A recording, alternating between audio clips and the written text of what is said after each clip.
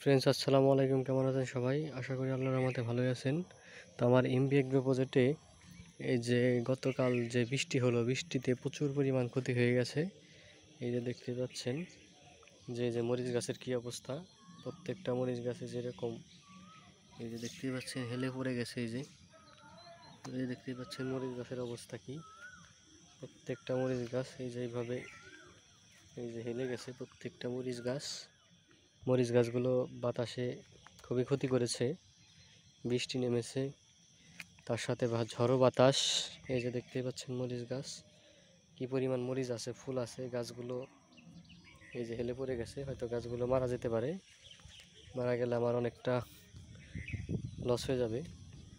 এই যে দেখতেই পাচ্ছেন এই যে মরিচ গাছের কি অবস্থা। প্রত্যেকটা মরিচ গাছ হেলে গেছে। গাছটা মারা গেলে আমার অনেকটাই লস হবে। তো আল্লাহ যা করে ভালোর জন্য করে।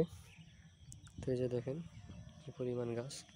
তারপর পেঁপে গাছগুলো একবারে সব পেঁপে গাছগুলো বাঁকা হয়ে গেছে। পেঁপে আসা শুরু করেছে, ওই সব গাছগুলো বাঁকা হয়েছে। এই যে দেখতে পাচ্ছেন মরিচ গাছের কি অবস্থা।